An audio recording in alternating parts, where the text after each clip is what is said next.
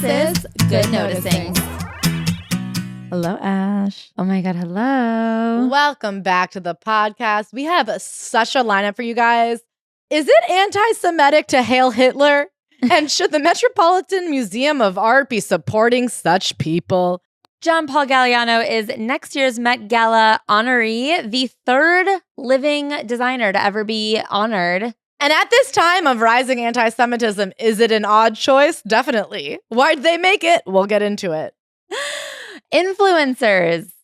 Should they be banned from polite society? As the head shoppers, should they be banned from shopping? The thing about bitches is they be shopping, but sometimes it goes a little too far. Nantucket explores a new in-person shopping concept called No Influencers. Bad news for Jared Leto, who you already thought was a rapist. He's still a rapist. And now a documentary is coming out about it. We didn't believe the girls on Tumblr, the girls on Lipstick Alley. We didn't believe the article in Airmail Weekly last year. Will we believe the documentary? Who cares? He's probably in Morbius 8. When British people say stuff, it's more believable. So let's see if the BBC can really crack this code. Speaking of stuff that I guess everyone wishes was British, Emily Wilson, an expert on the Odyssey. The first woman to translate the Odyssey in 2017. She did what she would call a feminist translation of the Odyssey. It pissed some people off. Many other people went, who has even read the Odyssey? Anyway, Christopher Nolan said, I found this version very inspiring. He used it as the source material for his film, and she is pissed. Hated that film. She came out in the London Review of Books and weirdly enough reviewed a film. She's a boundary pusher. Yeah. But before we get into all that, Claire, what do we have coming up? We have a show on Saturday, our final stateside show of Clash Talk, our last run through before we take it to Edinburgh. August 8th at Union Hall, we have an amazing lineup. And then we take it to Edinburgh, the Fringe Fest. We are so excited to come. We will be there the 24th through the 30th doing a show a night with amazing lineups. We'll start revealing those as soon as we're done with Saturday, I think. Yeah, at 20:30 at the Subway Room at Just the Tonic in Edinburgh. I'm so excited to go. I know Claire had the best time last year, and I really want to follow in your footsteps. Show me the ropes. And then, of course, we are coming to Chicago. Yes, we are going to be there on November 8th at the Park West. We are going to have really good guests. It's going to be so fun. Oh, and the last thing, if you didn't hear it last week, we interviewed everybody's favorite author of the summer, Carol Claire Burke, fellow podcaster of Diabolical Lies, author of Yesteryear. We talked to her about her book, about the success it's had, and about the common refrains we're seeing in the discourse post-reading. It's really exciting. She didn't get to do a lot of interviews with spoilers, assuming people had read it. She tackles a lot of the questions and the critiques head on, which was such an exciting conversation to have. And she's just so smart and wonderful and funny. And all of the proceeds are going to the victims of the Venezuelan earthquake that happened a few weeks ago, including the Patreon cut. So that is a one-off purchase on our Patreon, and all of the money from that purchase is only $10, and it's going to go all towards relief on the ground. And so grateful for Caro for having that conversation with us. Yes. Support for this show comes from Saint Germain Elderflower Liqueur, the star of the Saint Germain Spritz. You may know it as the brighter, more refreshing, and elevated take on the Hugo Spritz. You're going to mix a little bit of sparkling wine, a little bit of sparkling water. Saint Germain, stir it up.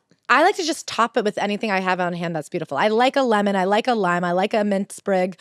But I mean, anything beautiful. You can even throw a couple blueberries in if you're feeling like crazy. You sound crazy. I know, but I am experimental and I like it. Visit stgermainliqueur.com to shop and explore recipes. Enjoy responsibly.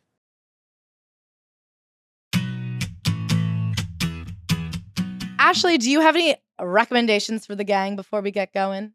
I have a new sunscreen. What is it? It's called Ultraviolet. Okay, you know what they did to us? Do you remember? We had heard about this was the cool sunscreen that came out a couple years ago. It was huge in Australia where they're on the cutting edge of all sunscreens. We went to Australia and I asked a pharmacist lady in fucking, no offense, where was it? Adelaide. Yeah. I said, do you have ultraviolet sunscreen? And she kept acting like I was talking about the literal ray, like the UV. And she was like, they're all ultraviolet.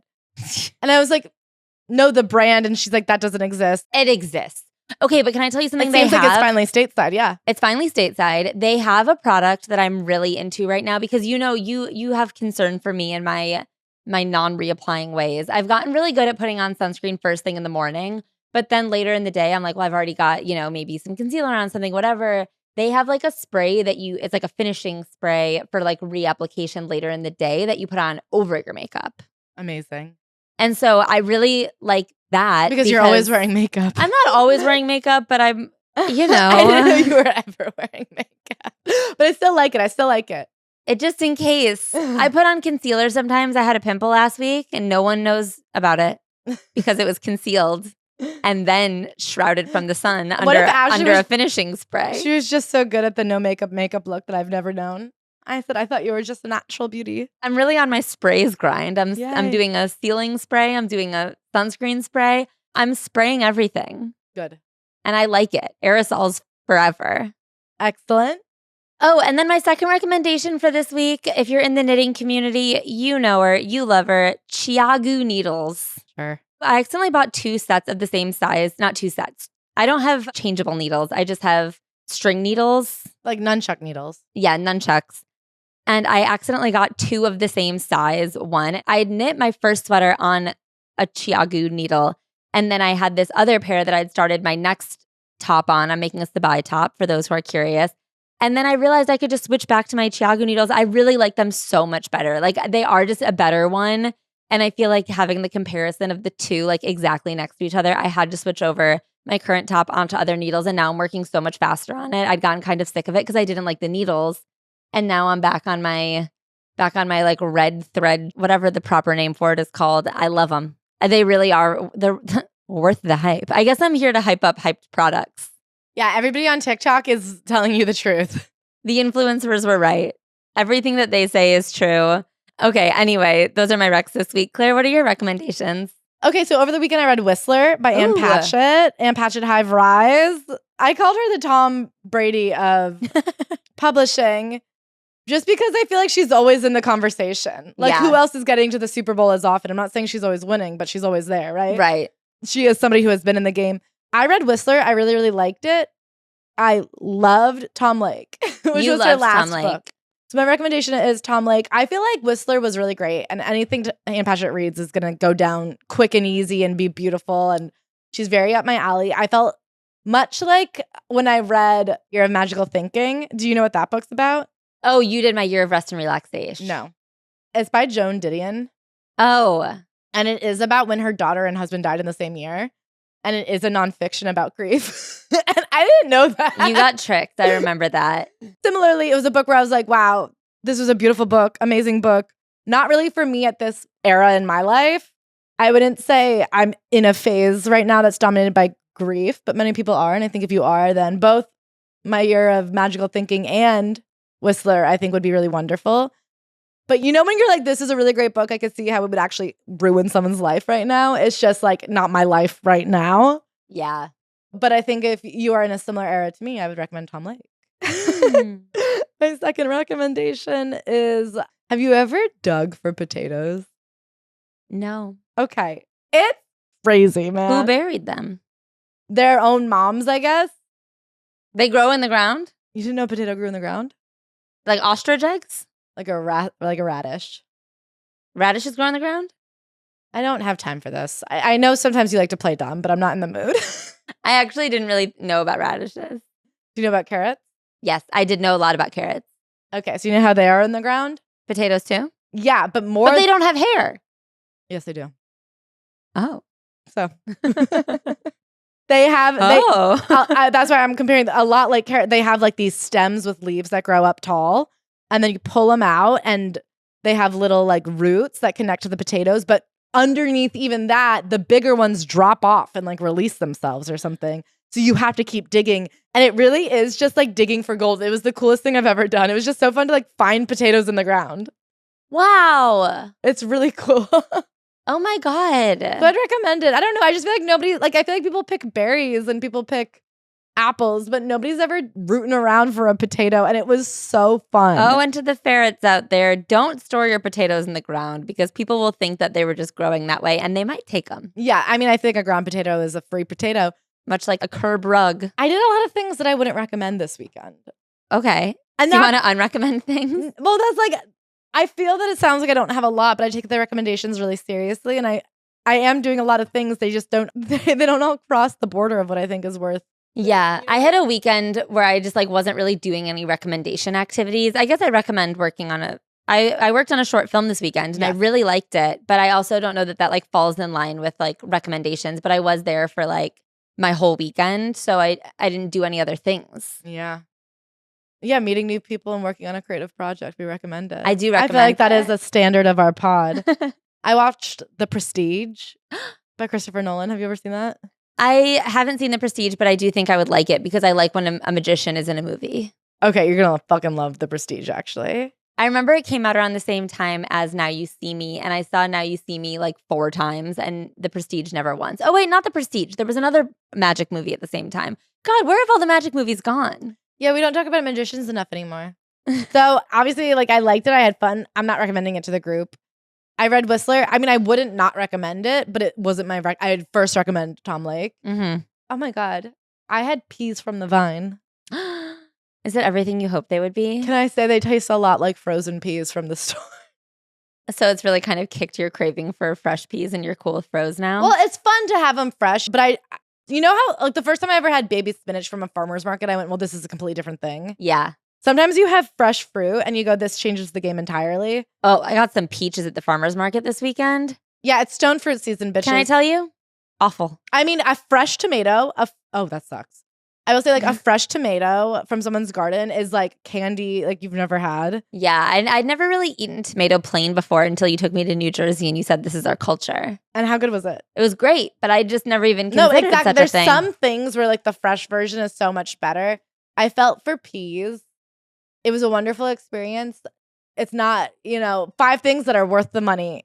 Buy them frozen. It's fine. Also, I just want to up top, if you're watching on the YouTube, I'm on my phone this week.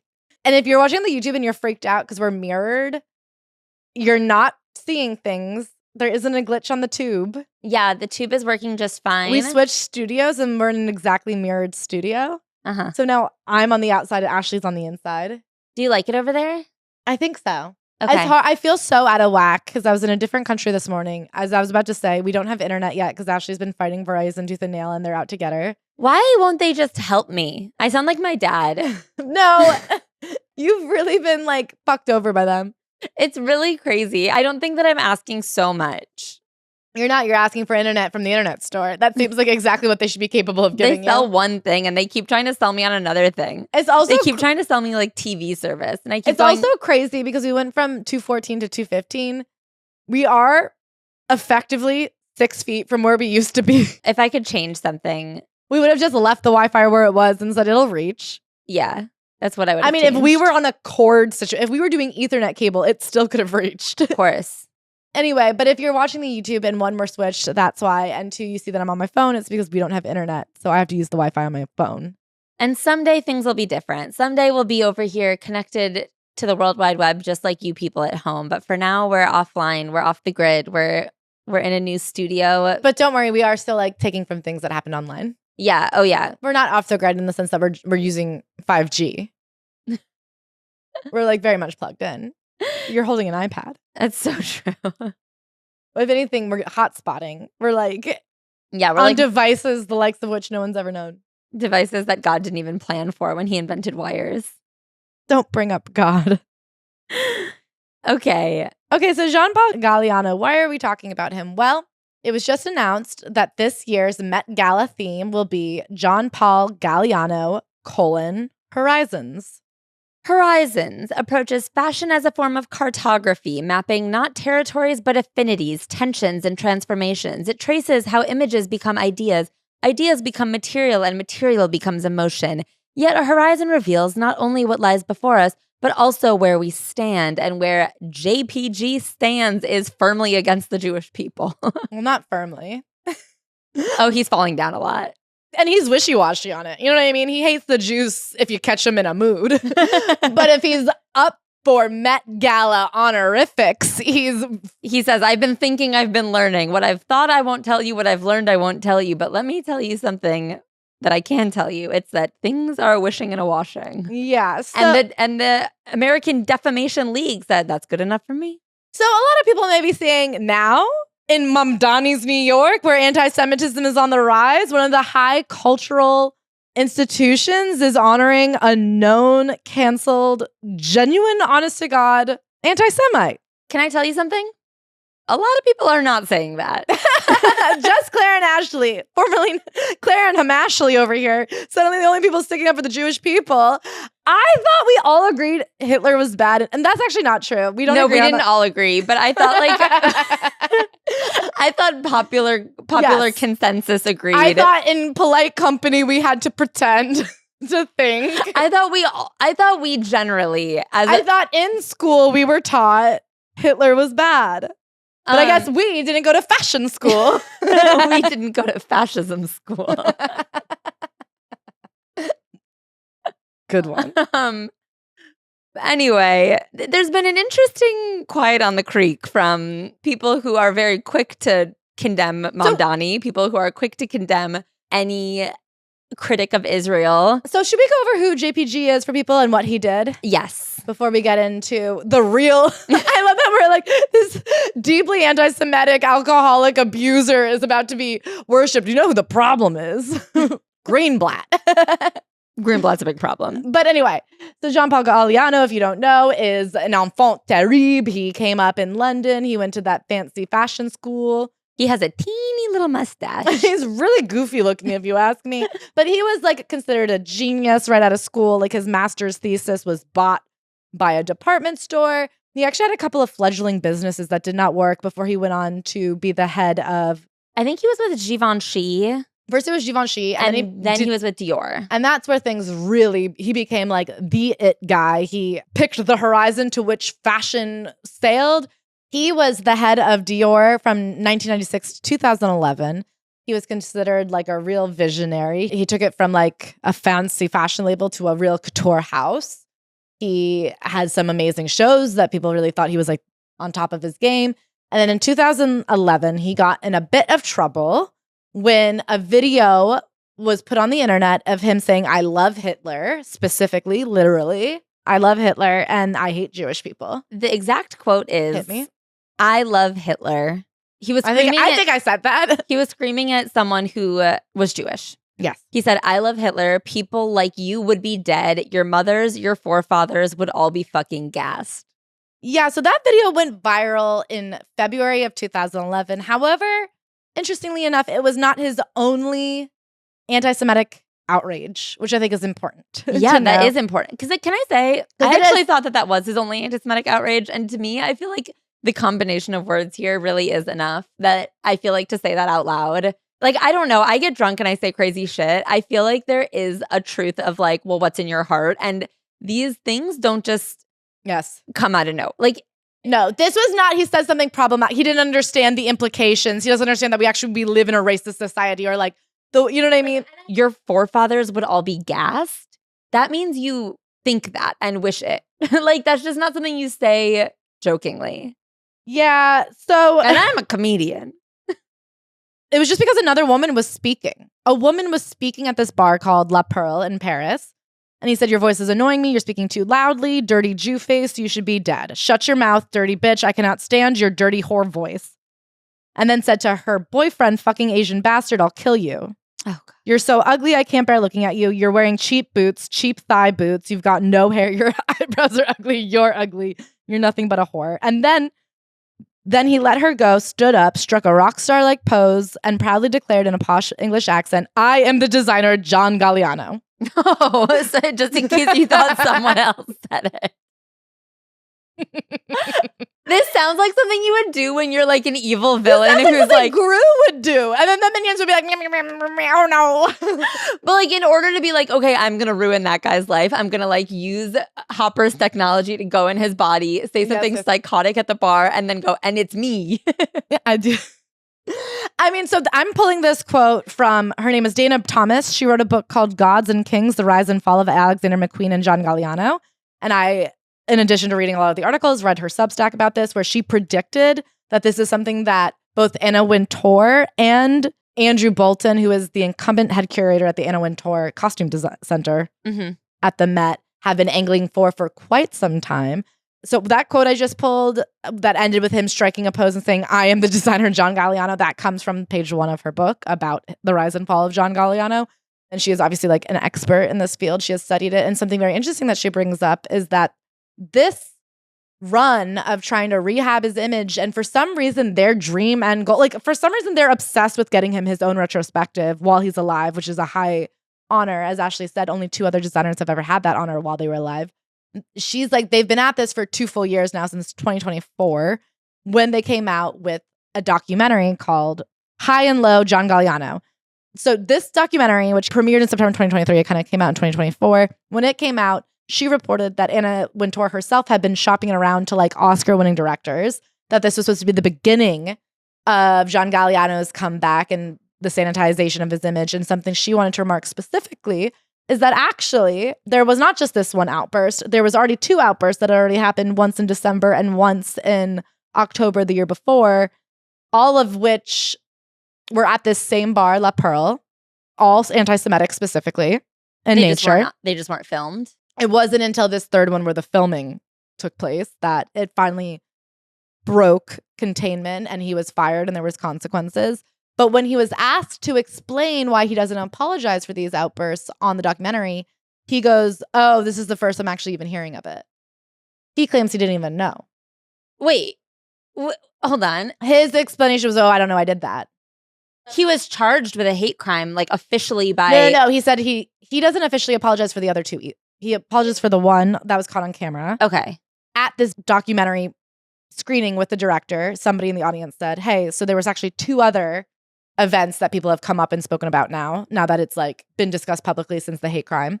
Why don't you apologize for those in this documentary?" And he says, "Oh, I didn't. I guess I this is the first I'm hearing of it." Because he maintains that he's a blackout drunk who didn't know that he has done any of these things. When he was first confronted with like the video, he says, "I didn't know I did that."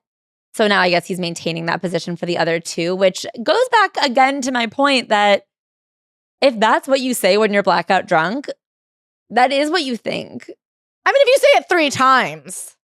And as you said, I think we live in this cancel culture fearing world where you say, "Oh, you can't say anything these days.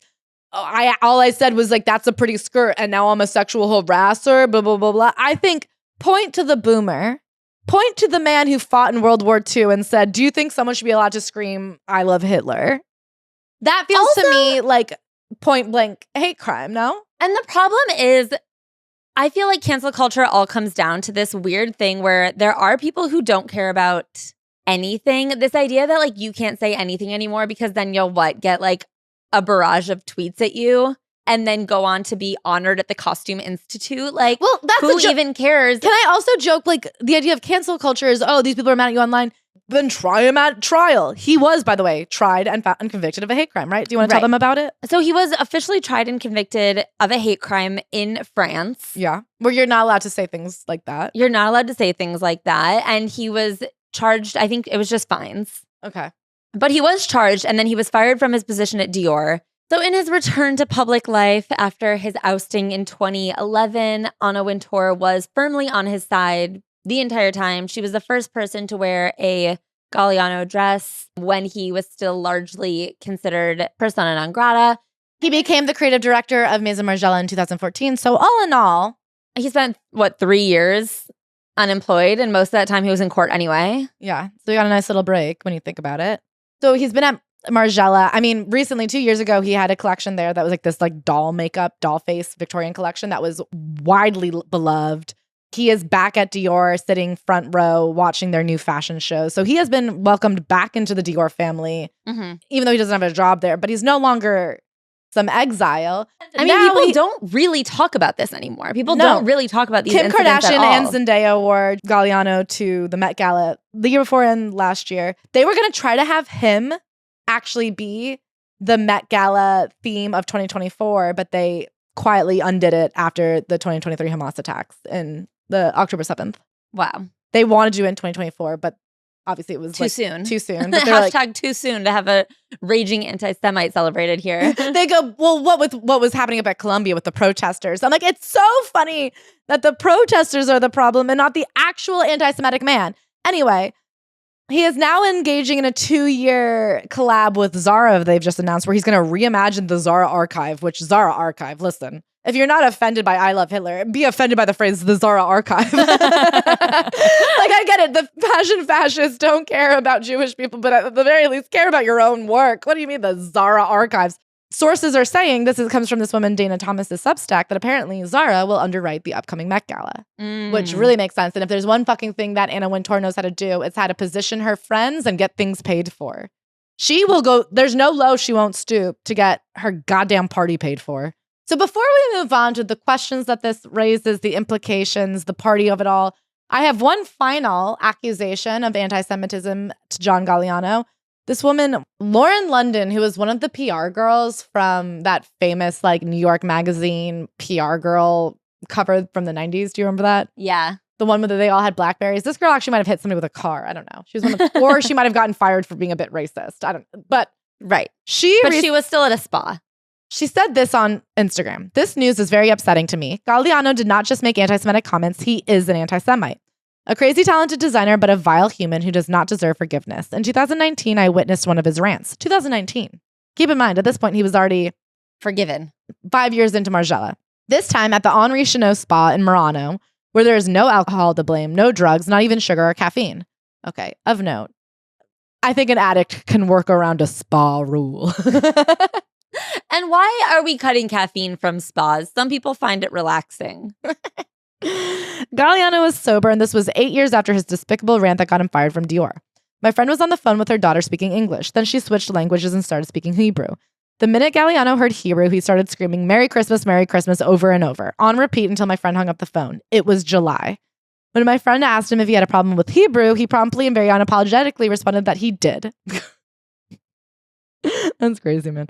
She then told him that she had a lot of his clothes, and when she got back to her home in Israel, she would dispose of them. He told her to please do. This man does not deserve honor, forgiveness, or acceptance. He's a racist and a Hitler-loving anti-Semite, both drunk and sober. And as we have seen, his hatred and bigotry is also not limited to Jews. I know anti-Semitism is on vogue in New York and virtually everywhere now, but this is surprising nonetheless. Shame on you, Anna Wintour. Okay, I want to get to the anti-Semitism on the rise later. I want to first keep talking about Anna Wintour and the Met Gala. Please do. So, according to the announcement of this decision, Anna Wintour met with, quote, Jewish leaders in anticipation that there could potentially be some backlash.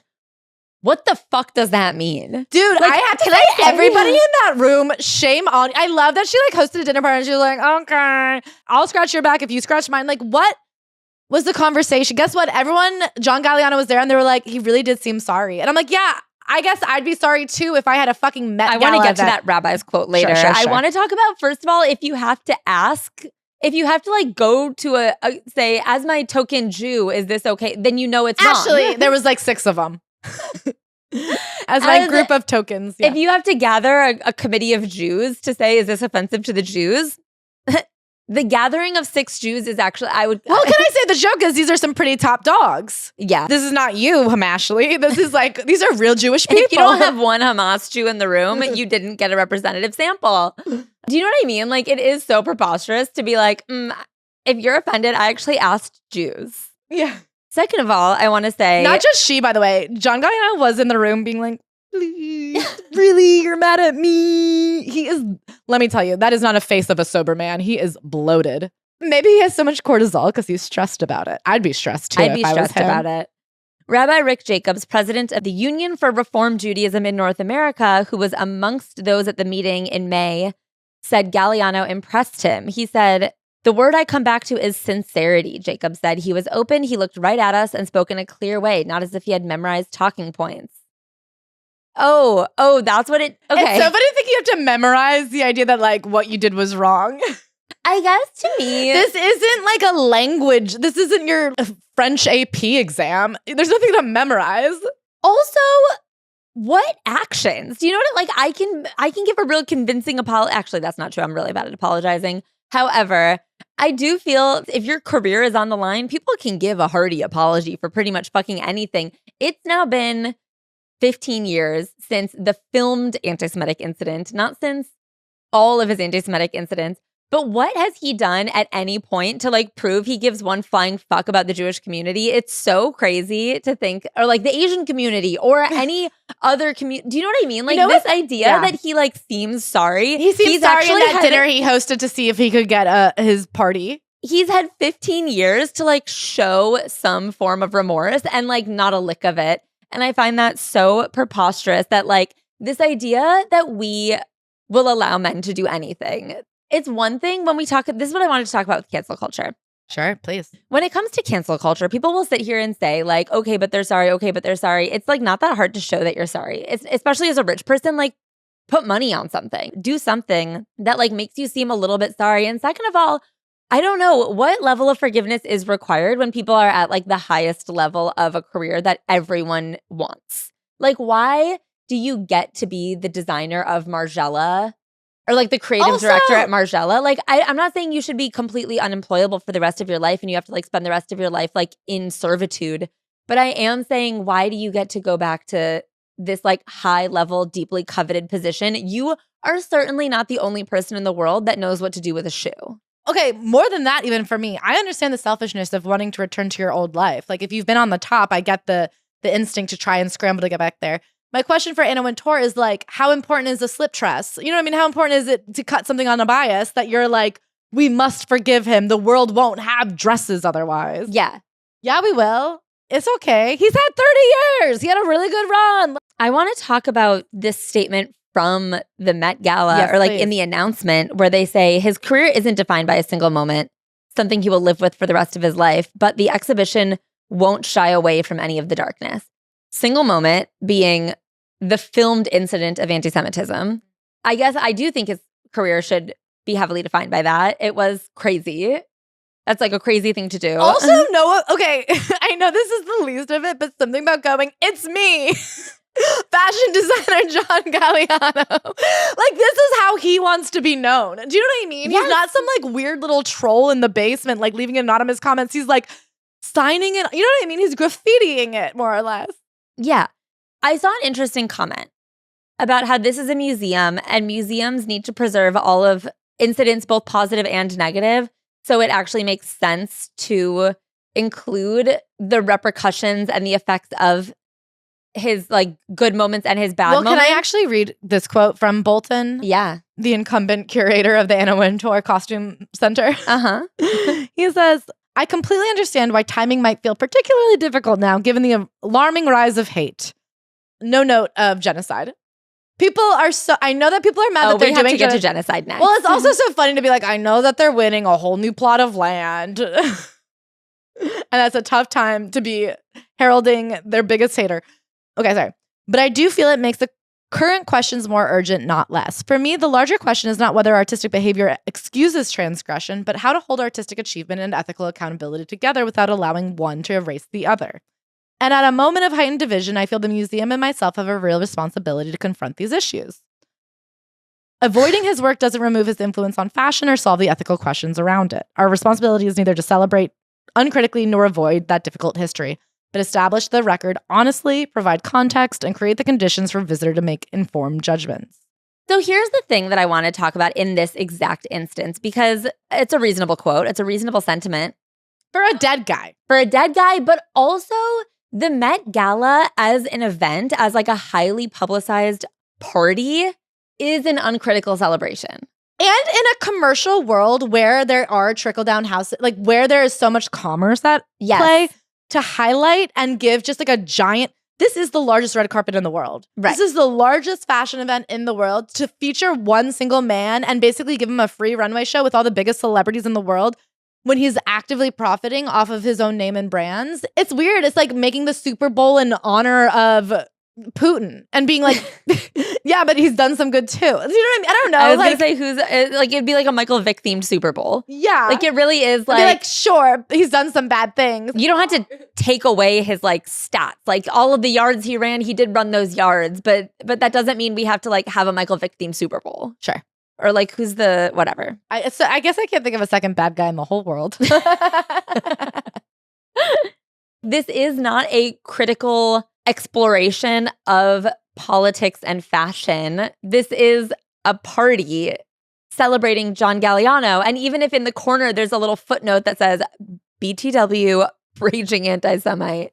Like, I really can't fathom. Listen, if you were going to invite me, I won't go. I can't imagine. Ashley, please don't say that.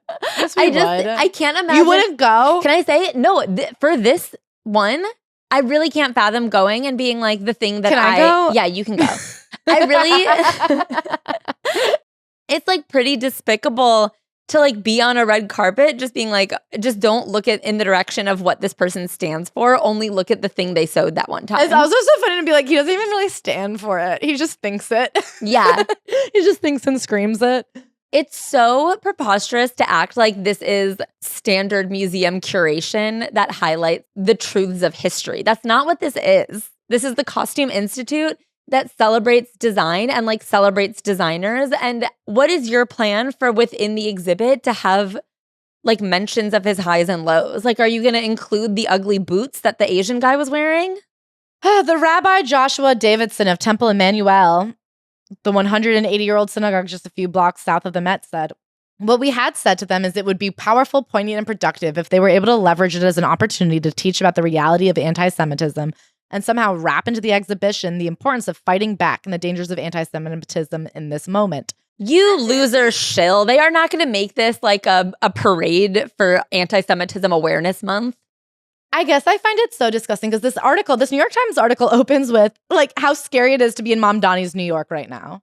Anti-Semitism on the rise, and some Jewish New Yorkers are uneasy with the leadership of Mayor Mamdani. I guess I just have this to say.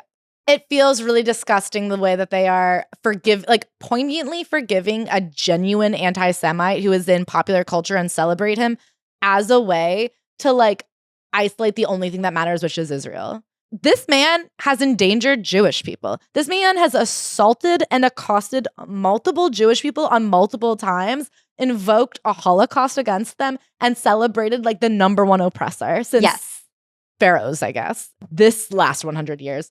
For them to be like, it's totally fine for you to celebrate him. And obviously the other hand is going to be, as long as you uphold the importance of Israel, which is actively committing a genocide, the way that they would rather be allowed to commit unfettered violence against a group of people who happen to be on a land they want versus actually protecting the Jewish people of New York and I guess of Paris. But now that he's in New York, I guess New York Jews are now actually in danger is so disgusting. And it's so obvious. It's so Taylor Swift inviting Karlie Kloss to punish Blake Lively.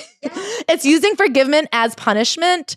And the people that are being punished are like Palestinians. Of course. And it's so ridiculous the way this Jewish committee of permission got into a room and said that we can leverage the forgiveness of John Paul. Like, we are going to give you our permission in order to get like fashion behind Israel. Like, that was the give and take here. That we'll scratch our back if you scratch yours or whatever is about Israel specifically. Jonathan Greenblatt, the chief executive of the Anti-Defamation League, he's been in charge for over a decade now.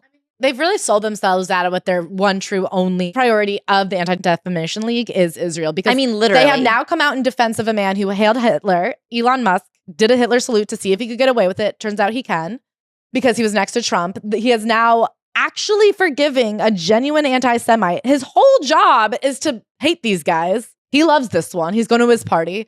All that matters is Israel. And they're really making it crystal clear. Yeah.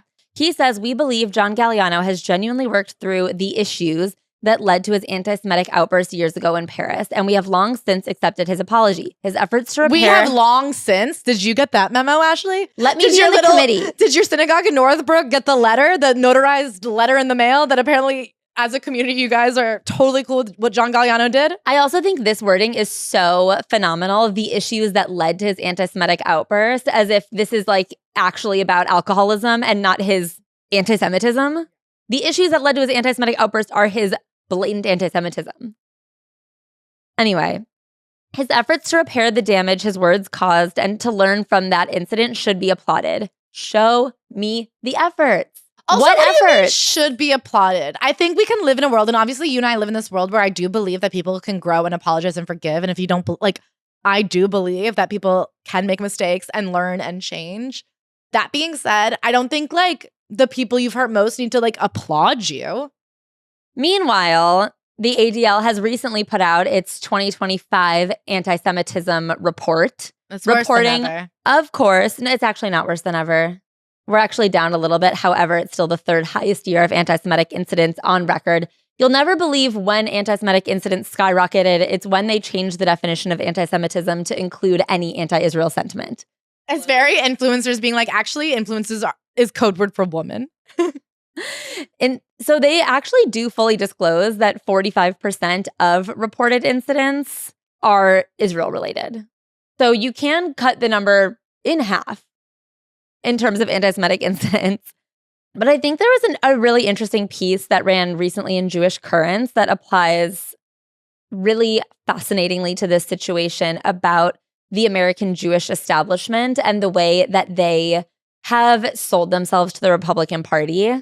The Republican Party, which recently, by the way, also just had a huge expose about their Signal chat got leaked, and there was tons of like explicit racist and anti-Semitic conversations among them. Because they are anti-Semitic. Yeah. So like literally, like they're the problem, and they're like, yeah, but. Another thing I wanted to note is the people that I see most often online just like spewing rancid shit about Zohran Mamdani, the mayor of New York City, include the ADL. There's an account called Stop Anti-Semitism. And then I also... Who was doing those great billboards? Oh, that's the ADL. Jubelong. Jubelong had some of the worst copy for famously some of the funniest people. They really needed you, Ashley. Can't you put your differences aside and help those people with their billboards? And as a service to this podcast, I also did a comb through the recent posts from a little blog called The Free Press. Oh, God. Just not one mention of Galliano. They're just ignoring it entirely. Like as a lifestyle outlet for Zionism. It's so interesting. Oh my God, Jinx. I guess, of course, there's still time for them to write a think piece about how Galliano is actually good or bad. In preparation for this segment, I read the opening chapter of Monsters, which is a book by Claire Dederer, as a selection of essays about this concept of like, how do we deal with monstrous man? I think that's the subtitle. What do we do with the art of monstrous men? It has a lot to do with like her feelings about Woody Allen, and John Galliano is in the list of like wonderful artists who are bad people. I read the book a few years ago and I found it so interesting. Her kind of conclusion was less about like what we can actually do with them, but more this idea that in our culture, so much of our definition of genius is wrapped up with this idea that they live above the law. Like this idea that they have this connection, this almost like godly connection. Like men are mad geniuses. Yeah, and they have this instinct and they have this, they're in touch with their inner selves in this way that like we can't interrupt it. And part of that genius is to be crazy. And if you're not crazy, then it's not really genius. Yeah. But that this idea, like the thing that makes you so brilliant also makes you out of control. Like you can't be held to the standards of the average man. You're not the average man. And then of course, a lot of it, which I found very interesting, was this idea of like, well, if being a great artist is being absolutely selfish, what do women, specifically mothers, do? Because to be a mother is like absolute self-abnegation, truly. Like it's about prioritizing someone else over yourself. So can a mother be a great artist? It's kind of like how she reckons with it. I don't know that she really comes to a conclusion, but it's an interesting conversation about the moral back and forth that we all go like, Chris Brown. I don't listen to Chris Brown. That being said, when you're in a restaurant and you hear it, it's not like, you know what I mean? Like those kinds of questions. Like, obviously, I don't want to give $1 to Chris Brown. I would never go to a concert. I wouldn't have gone to a concert back in the day anyway. If it comes on the radio, I will turn off the radio. But sometimes when I'm not in control of like, I can't help. He has this one line where he says, I got friends and you got friends. And it really resonates with me. And I do think like you have friends. Yeah. And I also feel like when you're dating, it's so fun to have friends and like everybody has friends. Yeah. Anyway, she talks about Roman Polanski and this idea of like, okay, I don't want to give him money because he's alive. If he were to die, does it not matter anymore? Do you know what I mean? If it's money going to Michael Jackson's estate and it's no longer being used to like create a house that traps little boys, is that better? So if you go to a friend's house and they are watching Roman Polanski and like the money was going to go anyway, can you sit in the back? Like, what are these quandaries? You know what I mean? Like, also, does it make you a smarter person to separate the art from the artist? Yeah, and I feel like it is such an interesting conversation when it comes to living artists, because ultimately with someone like Galliano, there's already things that have been created and put out into the world that are from his mind. Those things don't need to be stuffed in a box. Like, and we can't pretend that, like, there is no way to stuff him in a box. Like, he's been around for 30 years now. His influence is has out influence. there. Yeah. However, is there a reason that he should still be a creative? I don't even think we're saying that he can't even be a creative. We're saying, does he need to be the most celebrated creative in a way that no other creatives? It's like, even amongst these celebrations, it's an incredible rarefied group.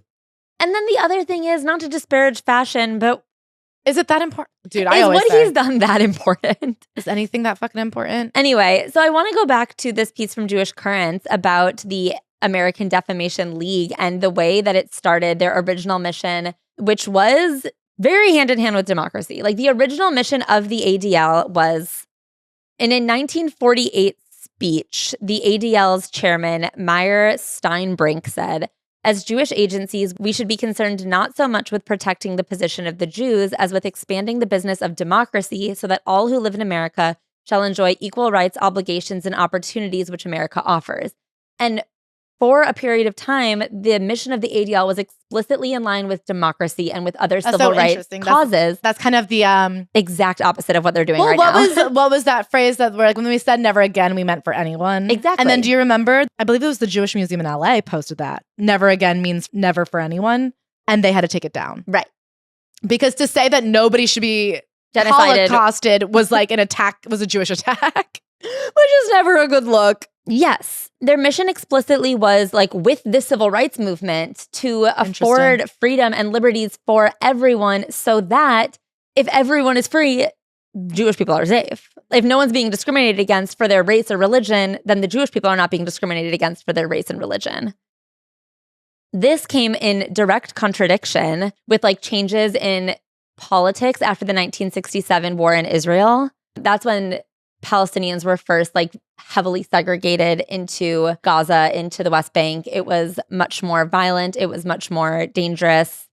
And, like, they were first, like, much, much, much more heavily oppressed. At this point, there was, like, this double mission of, like, defend Israel from external pressure and then also expand civil rights inside the United States. And it was in direct contradiction with itself to be like, oppress Palestinians in Israel while oppressing nobody, like standing for no oppression. Yeah. Nobody's free till we're all free. Well, but what if they're in a different country? Exactly. Exactly. And then after October 7th, it's when it, like, turned up to 1 billion. The statements about civil rights have been fully removed from the ADL website. Like, they no longer pretend, even act like they care about civil rights. They literally explicitly only care about the protection of Israel, which aligns them much more with Republicans who literally say, like, we'll protect Israel, but we fucking hate Jewish people. And they're like, oh, okay, that's fine. I mean, I do always want to remind, like, the evangelical belief is that when all the Jewish people return to Israel, only then will the second coming of Jesus happen. So this idea that the Republicans, which have taken on the evangelical vote since the 80s, the idea that they stand with Israel is not this wholesome belief in supporting the Jewish people. It is because they need to get rid of you guys so that their Jesus can come back and get them to heaven. So Greenblatt has explicitly stated that he likes that. Zionism is a cherished American Jewish value. Democracy is not. That is a really funny thing to say. He said that? He said that. I like that about him. Can I say that's someone standing on business? It's so funny because when he was first inducted as the chairman, he, like, went down to reenact the MLK Selma March, which the Jews stood alongside when it happened. Famously. I mean, in 2024, the increased tension after October 7th, where there was more anti-Semitic incidents. Of course. And there also were more anti-Muslim incidents.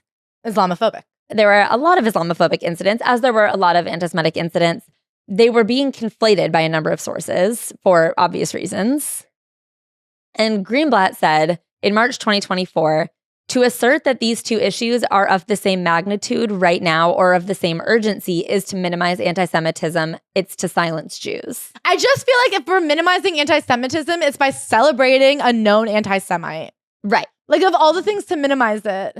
Right. And I think now in this moment, the ADL, just like after Charlie Kirk was shot, they fully bent down. They took their glossary of like hate crimes and hate groups and like groups to watch for hateful rhetoric off the website. That's no longer on there because after Charlie Kirk was shot and they had him listed as like Turning Point USA was listed as a hate group. That is they took the whole list off the website. Okay, so ADL is like low-key pro-hate group. Yes. Well, they are a hate group.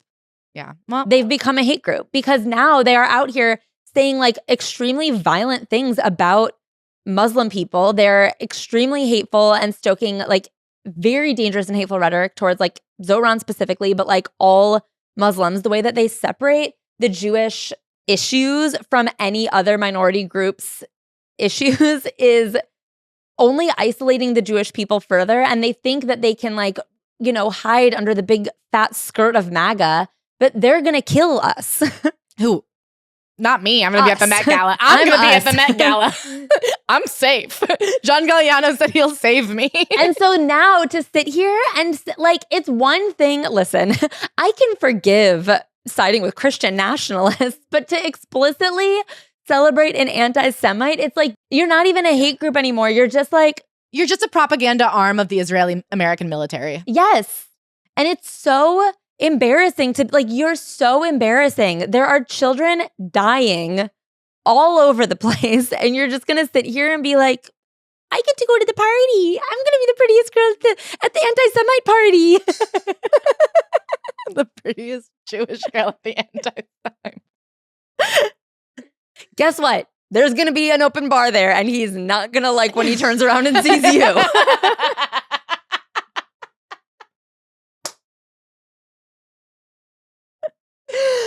Oh my God. I guess ultimately, like if you subscribe to the version of Judaism that is perpetuated by the ADL, like you are a hateful Islamophobic person. Like they have done their best instead of like celebrating and advancing the mission of democracy. What they've done is they've done their absolute darndest to enmesh Islamophobia in Judaism. And anyone who is still like feels safe in that version of Judaism, it's like an incredibly dangerous place to be. Like you use your goddamn brain.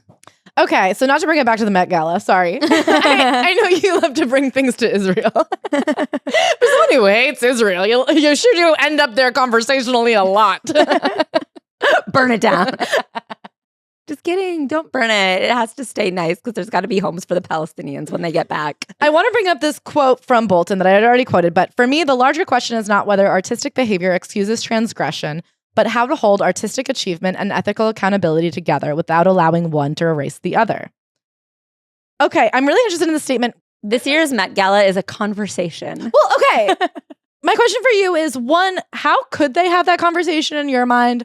Two, can that conversation be had about a living person in something that's just like mannequins? I guess I've never been to one of those exhibits. Maybe I guess we'll go this year and see how they do. And then three, like that statement, this idea that how do we hold two things together without allowing one to eclipse the other? Do you agree with that? Do you think that there is no transgression that's so awful that we have to like still hold it at the same time as artistic greatness? And like, why do we have to take that as a granted? This idea that like, no matter how awful of a person you are, if you've ever done a good painting, written a good song, made a beautiful dress, like that can't be taken from you. When we have so many women whose work has just been ripped, you know what I mean? Yeah, because they were annoying. Yeah, or they were a woman. So yeah. Stomp, stomp, stomp, you know? Yeah, I guess it is a good question because no, I don't think they always have to be held equally because I don't think they're always equal. Like I do think, you know, his anti-Semitic rants are heinous. And are they as heinous as his dresses are beautiful? I don't know. I don't know that that's... But like, what is the importance of a beautiful dress versus like somebody having their drink ruined? You know what I mean? Like it is an interesting, like... Yeah. No, it's a really good question. And I also... not to minimize what he did, but that seems to be what the Met Gala is saying. And that seems to be what the head of the ADL is saying. So he has my back. Yeah. And I also want to ask, who is this Bolton guy? I mean, this is going to be an incredible level of curation if that's what he's hoping to achieve. I'm interested to see what he's able to come up with. Like, how do you even display physically the images and the art of the hurt caused? Like, how do you hold those two things once in a way that like evokes conversation from the viewers of the Met Gala, especially at a dinner party? Especially because this is a Costume Institute celebration. It's not like a conversation about like religion and culture. That's what I'm saying. I feel like, and if anything, and I guess, you know, I would love to ask like people who I have a college friend who's a curator now. Like obviously I'm primed to prefer a conversation, but I do wonder, can it even be done? Can we have an exhibit about a living person that shows the two at the same time? Like I guess if he's working with Zara, they could bring those Zara Holocaust pajamas back out of the archive. Oh my God. And do you remember when Zara got in trouble for having all those blown up mannequins in like November 2023? Yeah. Well, I'm excited to see what they've come up with. I guess we'll have to go for the first time ever. Okay. Well, to the Met Gala we go. I'm going to be Hitler.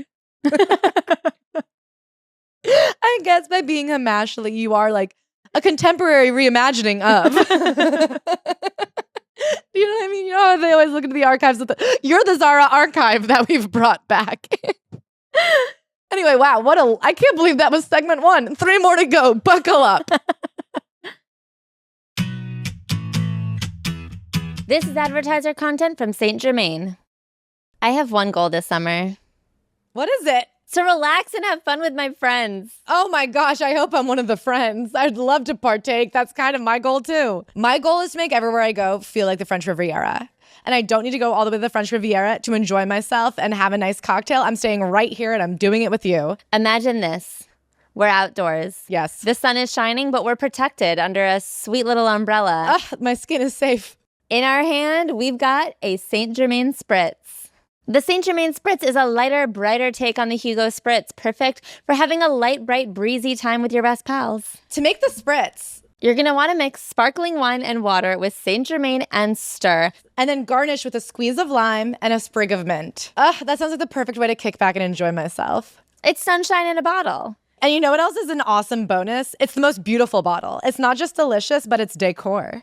I can practically feel the European breeze on my bones when I sip it. I can practically feel me becoming the greatest European hostess in my own Brooklyn backyard by having a little make-your-own Saint Germain Spritz station. Embrace a lighter pace this summer with Saint Germain. Visit saintgermainliqueur.com to shop and explore recipes. Enjoy responsibly. All right, we've got one more evil little dude to talk about today. And then it's nothing but fun till the cows come home. It's possible. I guess there's evil dudes everywhere you look. That's so true. That's so true, but not in this room. Not here tonight. No, it's just you and me. But I think behind some of our favorite products is probably an evil little dude. Just 30 Seconds to Mars frontman, Jared Leto. Is that how you know him first and foremost? I kind of always thought of him as this fringe indie rocker from my childhood. And then I was looking at his, not bibliography, but I was looking at his letterboxography. What is it called?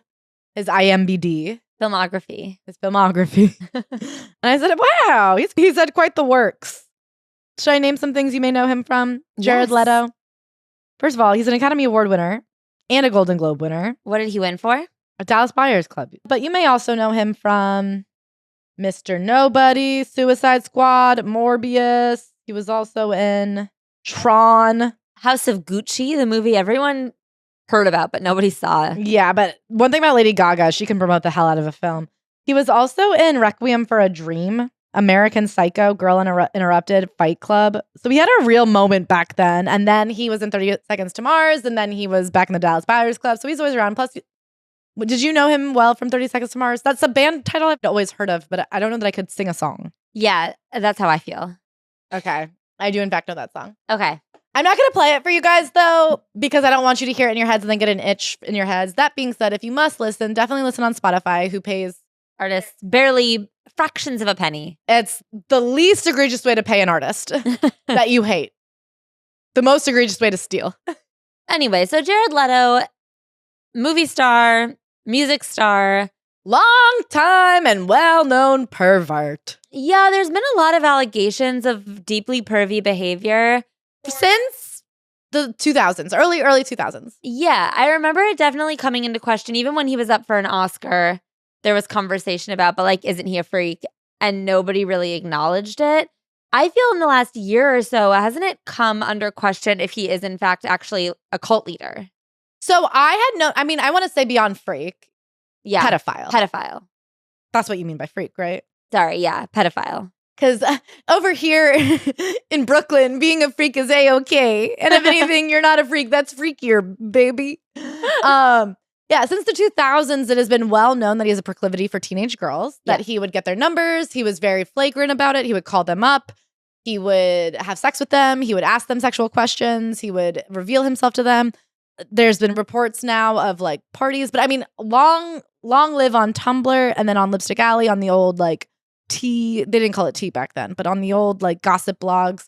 It was well known from first person accounts that Jared Leto preferred teenage girls 30s, 40s, 50s. Yes. And I think, as Ashley said, in times of his success, has come back to the forefront. No, I would say it's come back to the middle. Sure. I don't know that it's ever really been at the forefront.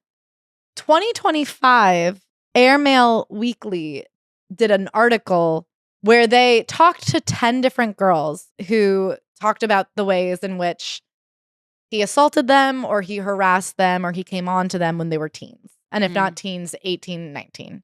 Okay. The phrase that his lawyer prefers is demonstrably false, is what he kept saying. Leto said specifically, I have never sexually assaulted anyone in my entire life. These claims are absolutely and categorically false. His lawyer was always saying demonstrably. I'm like, demonstrate for me how you didn't assault that teen. No, show me on the doll how you didn't assault her. Just demonstrate. Show me on the doll how old she is. So in 2025, this article came out. It was about a year ago. I think it came out June 2025. Since then, Aries Tron came out, bombed its dick off. This is after a major, major bomb for Morbius. The reason we even bring it up now is there's a big BBC documentary that's coming out tonight, Wednesday. It comes out where they interview 10 girls and allegations, plus former people who worked with the band 30 Seconds to Mars and how it was like not even a secret. It was just known amongst everybody that he preferred very young women, sometimes girls. They'd be called legally. It's coming out now. And I guess the question is, when everybody's known for so long and when he's been such a flop, why do they keep putting his movies out? And that's what I'm really, I get defending a man who makes money. They have pulled perfectly great movies. Like, didn't they pull Batgirl? Yeah. They pulled Batgirl. They pulled that Roadrunner movie that was written by the May December screenwriter. Yeah, for just insurance. For tax reasons. Yeah. Because if you can it, then that's a full loss. And then you can use those losses to offset profit. Like, why don't they can movies that perverts are in? Pedophiles. Yeah. They had the easiest out in the world. And it's just really interesting. I mean, I don't really have anything to say. I guess we'll come back with more after the documentary, maybe. Yeah, I agree with the why is he still working? I guess I wonder, as someone who sits here saying ACAB, we shouldn't have prisons, like we should. Well, maybe one for Jared Leto. But my question is there any way to get people to stop hiring like known criminals, except for if you lock them up? Does that stop people? I mean, he can't be in a movie if he's in jail. You know what we should do? We should send him to Mars. It's only 30 seconds to get there. Yeah, get him out of here. But like, what does it take for people to stop hiring someone with too close together eyes? He's 54. Why does he act 28? If he was a girl, he'd be unhireable just because of his age. But because he's a boy, he can be a pedophile and still hireable. He was in Blade Runner. He's way too old to be acting like a superhero. Unless like the point of the superhero is that he's over the hill. Yeah. So his cult, it seemed to be like a weekend-long getaway camp off the coast of Croatia, I think. Yeah, I guess they do like a, if you know, 30 Seconds to Mars festival. And then it's like developed into a cult-like vibe. And well, I guess I think any situation where a man with power and prestige invites a bunch of women to like be at his thing. It makes me think of the James Franco acting school. You know what I mean? Yeah. Like you're like, oh, a bunch of women pay to be on an island with their favorite But musician. they wear all white and it looks culty. And the fans will say like, yeah, it's a joke. Like we're kidding. But you're not, because you're paying to be on an island in a dress code. Right. Do you know what I mean? Like you can't be kidding. You're doing it. Exactly. So what exactly is happening at this cult party? It's unclear, but I imagine if you're willing to pay to be there, you'd have sex with him. Yeah. Also, I just saw he like did some really freaky shit where he was sending used condoms and anal beads to all of his co-stars on the Suicide Squad. Yeah, he was method acting in a way where he was like doing George Clooney pranks, but sexual disgusting. Assault. Also, James Gunn, who directed Guardians of the Galaxy and the Superman movie, he in 2015 did a video being like, he's a predator, get away. And then famously, Dylan Sprouse wrote that tweet. Famously. Do you not know about this tweet? No. Okay, it was a couple years ago, and he was like, hey, Jared Leto, now that you've slid into the DMs of every model aged 18 to 25, what would you say your hit rate has been? And then James Gunn responded to that and said, oh, he starts at 18 online? Question mark.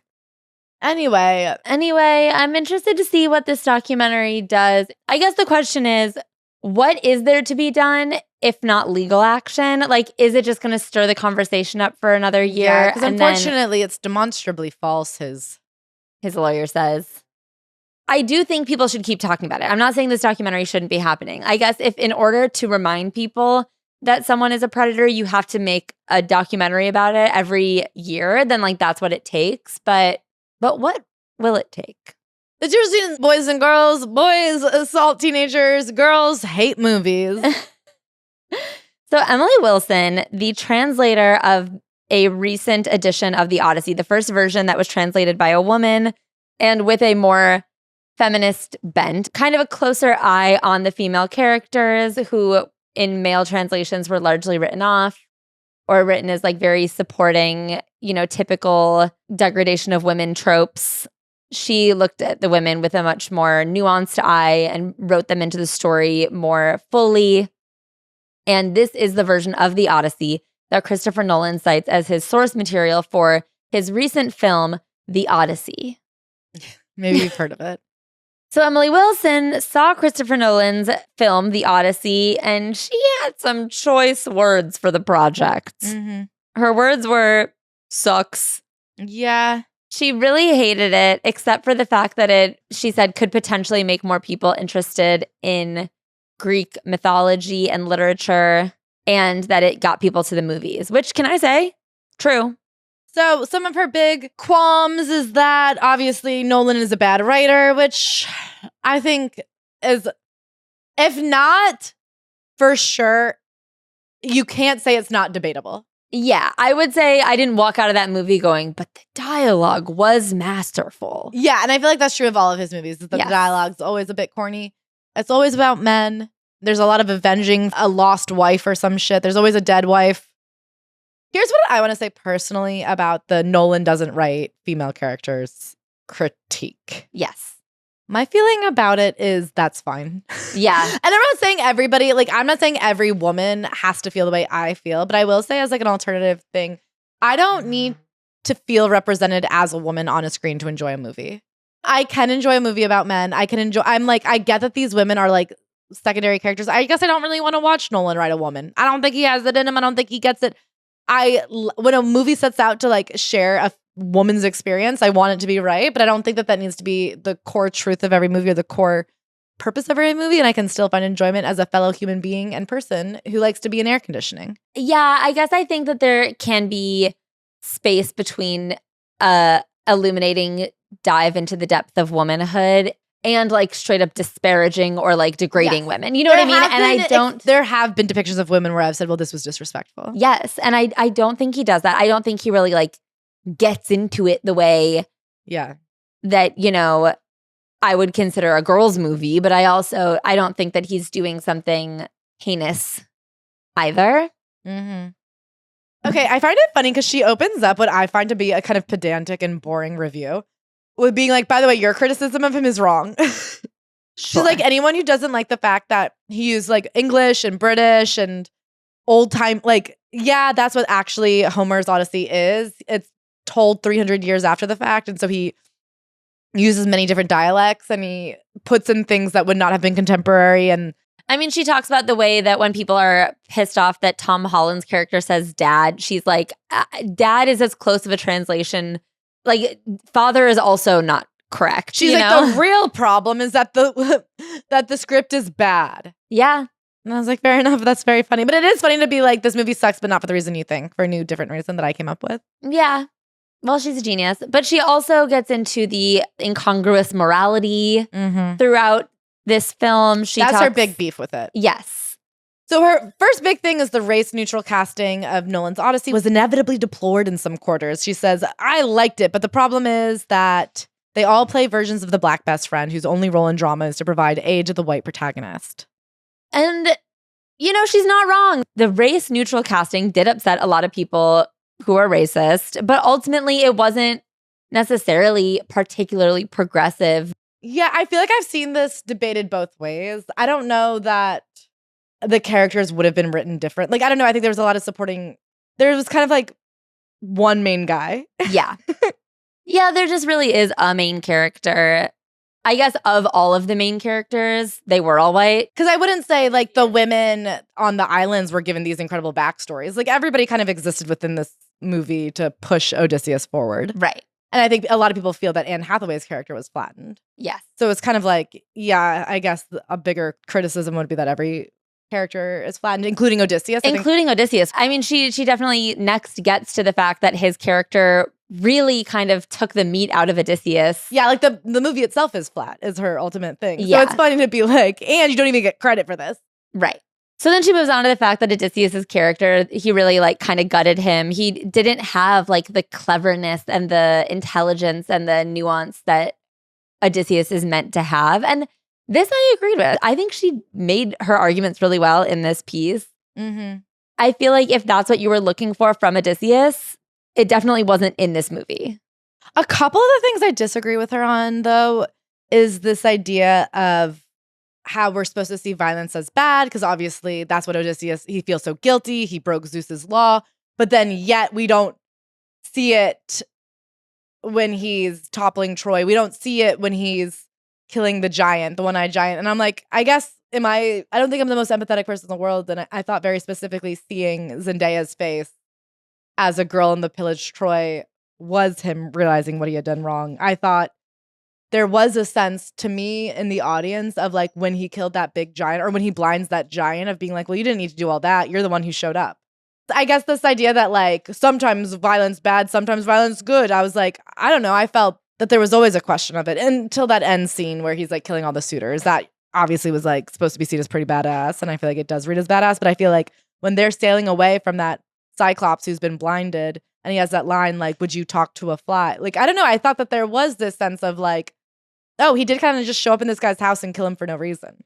Yeah, I thought that was the journey, is him like learning that lesson. Yeah, and like, she kind of makes the argument. So if at the start of the journey, at the end of the journey, he has like a different perspective on it, I thought that's like the point.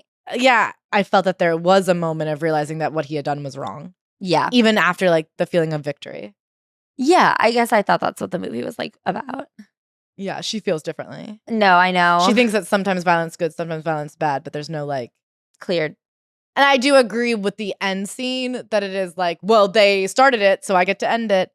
But definitely there were other times where they were violent and you're like, well, that wasn't so good. Yeah. Yeah, she says Nolan's Odyssey lacks many of the elements that make the poem great. It has nothing convincing to say about time, memory, history, war, or about the relationship between one warrior's glorious return and the lives of his family, adversaries, comrades, friends, and neighbors. It lacks psychological, emotional, political, and ethical depth. Its narrative structure is gimmicky. The writing is abysmal. None of the characters have convincing motivation for their actions or words. There are no sex scenes, and all the food looks horrible. I mean, it's a pretty scathing review. And people were mad about it. Were they? Some people were kind of eating it up. Everyone likes to see a film skewered. I mean, I had never heard Emily Wilson's name before Nolan cited her as the source material for his project. So I feel that I saw a sentiment online that she should be grateful. And even in the pieces about Joyce Carol Oates' response, I feel like came in with this energy that like we only know Emily Wilson because Christopher Nolan shined a light on her work, and so shouldn't she be more grateful? That's so funny to me because I've been so aware of how mad men have been at her for years. Yeah. Like, please, the people threatening to kill her on like QAnon were the reason I know her. But I think that this kind of goes back to her criticism of his like wanting credit for race neutral casting, all these things. I feel like she is sitting here kind of as a token on his filmmaking journey where he's like, I used the girls' material. Yeah. Isn't that woke of me to make this movie about boys? Well, it's funny because she says, I don't know that he read beyond the first line. And so one of the big things that Emily Wilson did that was so different is in her Odyssey, she says, tell me about a complicated man. Whereas Robert Fagles, who was like the old story, is sing to me of the man muse, the man of twists and turns driven time and again off course. That really upset people. Tell me about a complicated man.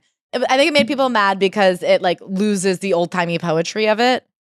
and makes it kind of plain English. Tell me about A Complicated Man. Yeah, and she famously is interested in using plain English because she feels that is the value of translation. And I also think the adjective of complicated man over rage or whatever, like the twist and turn, like it's not about the journey as much as the interiority of the guy.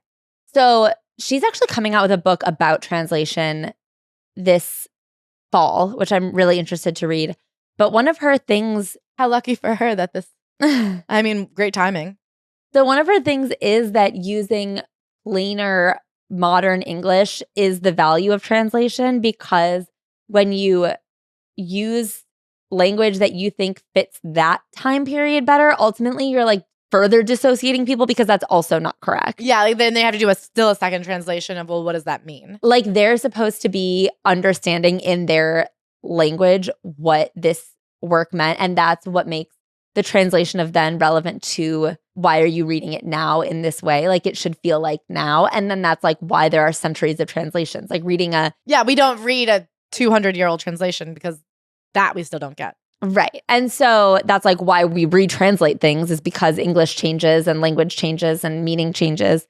And so that's the point of it. So this idea that people have of like, well, it should still sound kind of old-timey, she feels is ultimately a disservice to translation. So people have been mad at her.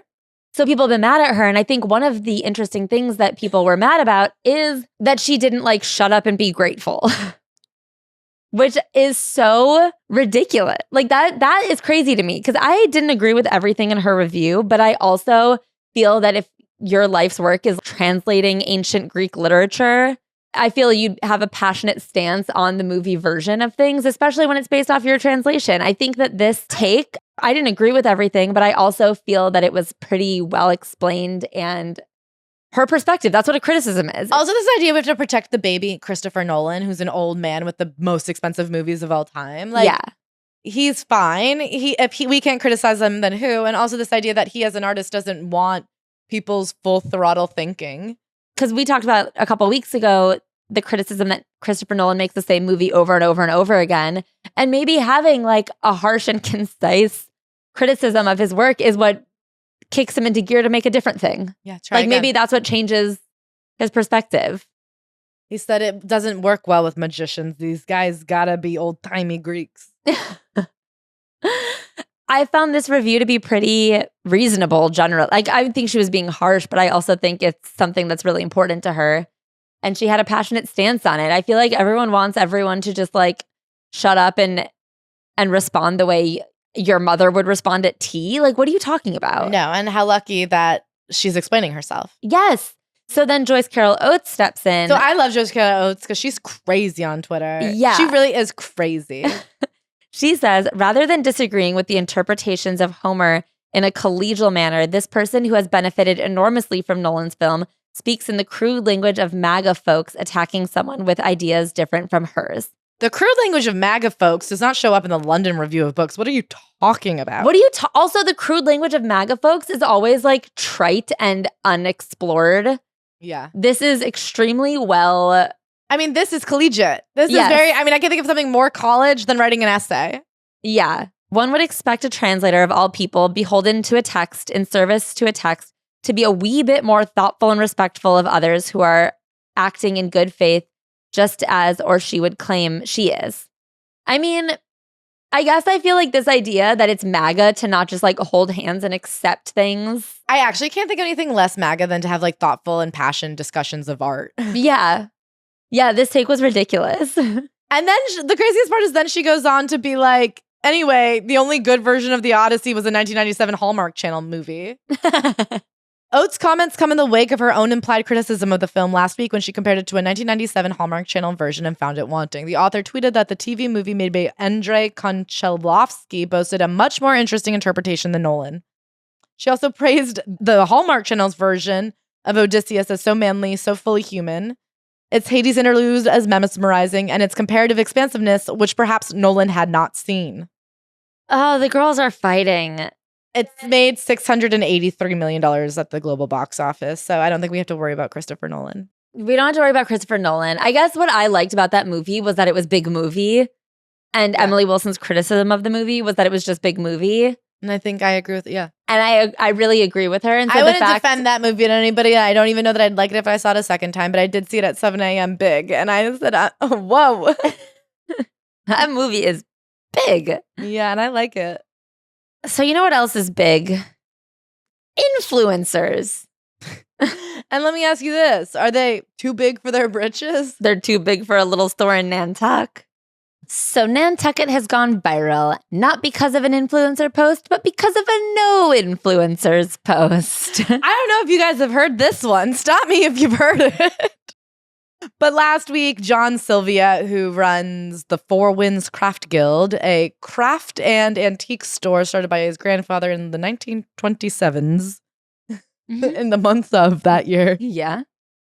Posted like a handmade sign that said no influencer that got posted to Reddit, went viral, and then was responded to by Paige Nay Lorenz, now Paul, one of Nantucket's own homegrown big ol' lifestyle influencers with a pop-up shop to boot this season. Just married Tommy Paul. He's a tennis star. Mr. Paige Paul. They took each other's last names. Now he's actually Tommy Lorenz. I wish. That's the future liberals want. How about you walk a mile in my last name, baby? Then you'll really understand me. Anyway, she kind of stoked the fire by responding to it. And Ashley, would you like to read her response? She commented on the post and said, if you call yourself a feminist and proudly put up a no influencer sign, it's worth asking who you are attempting to delegitimize and why. Mocking women when they become powerful in a new industry isn't new. It's just a strange message coming from a store that celebrates a craft with such a rich history of women shaping the island and its economy. She then posted to her stories and said, hey, good morning. So I'm dying on this hill. Even if the sign wasn't about me, that wasn't my point. It's about what the sign represents culturally right now. And please spare me with the it just meant no obnoxious photos and ring lights argument. I've seen maybe 20 influencers on Nantucket my entire life. The overwhelming majority of obnoxious people I've met in my life have nothing to do with influencing. This is not about ring lights. It was about how people have decided that one profession dominated by women is socially acceptable to stereotype, ridicule, and in this case, blame for a beautiful place becoming more popular. And by the way, I've watched people make the exact same complaint every summer since I was 6 years old. The world and island has bigger issues than girls excited to take photos of their ice cream. That's so funny to be like, influencers actually have no influence. How dare you? All right. So there's been a lot of conversation about this. And I think the initial feeling was, so this woman, Levi Coralin, I actually thought Coralin, I don't know. She's got red hair. She's got red hair and a cute little boyfriend that cooks her food. She got involved and she has one of those quiet voices where she's always on the brink of fucking tears, even though all she does is eat food that her husband makes her. And it seems like a nice enough life. She was like, the misogyny has to stop. She did a whole video about how hating influencers is just an acceptable way to be misogynistic and hate women. I think Meredith Hayden stepped in and said it was icky. I think when you call misogyny, people are quick to be like, yeah, this is just hating women. The craft store hates women.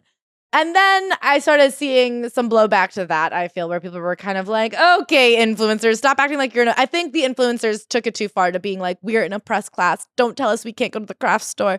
And everyone's like, you're not a fucking oppressed class. You know what they meant. And then it came down to the fact that a lot of the influencers who are talking about the oppression of the no influencer sign have not spoken up about any other form of oppression. And it spiraled into a much bigger conversation about what is an influencer when there is this world of brand safe obsession. Influencers are really just people who are so afraid of really saying anything. So many of them never speak out at all.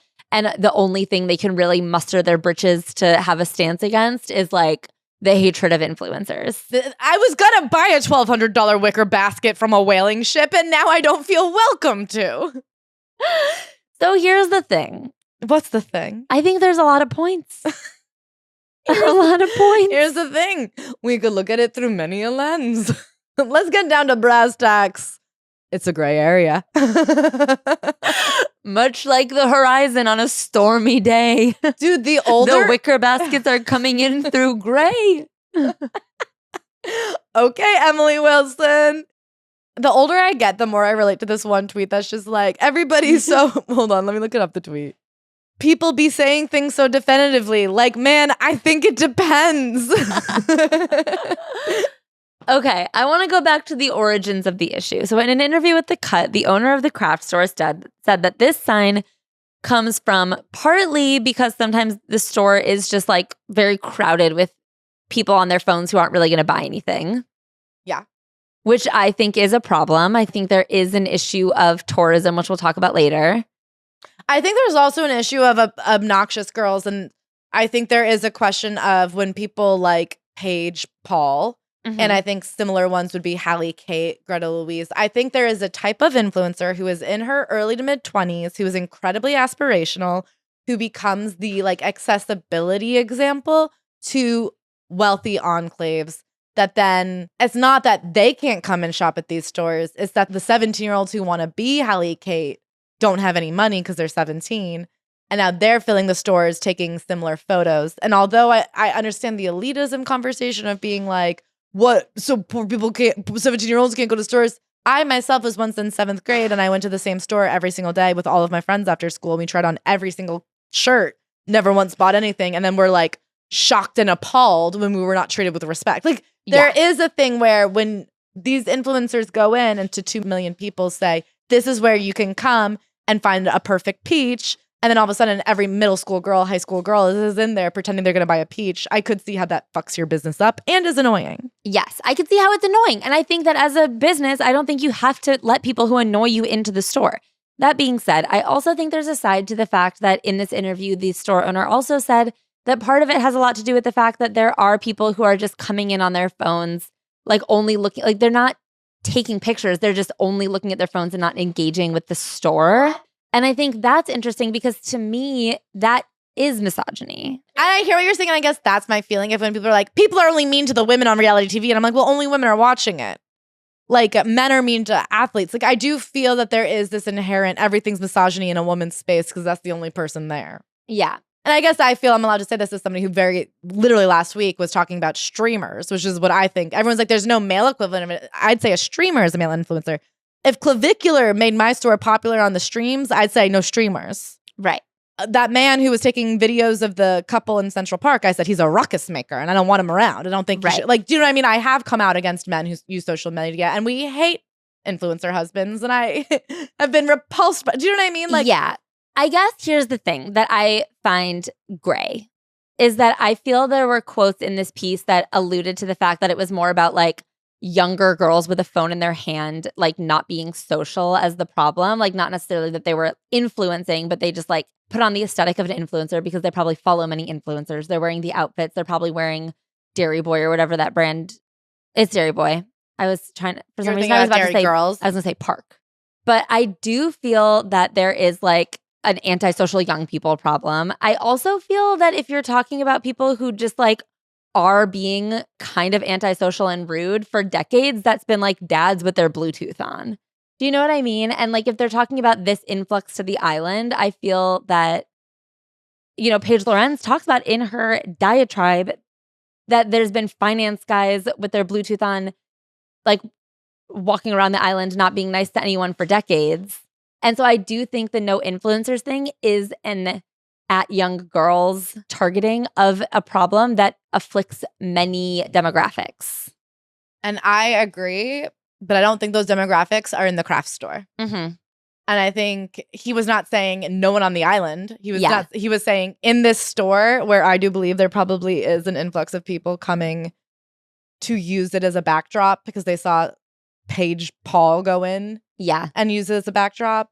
And I do think, you know, if you wanted to go in and take a photo and put it on your blog, he probably isn't against it. I guess I'm tired of living in this world where we can't admit that it is an annoying trait.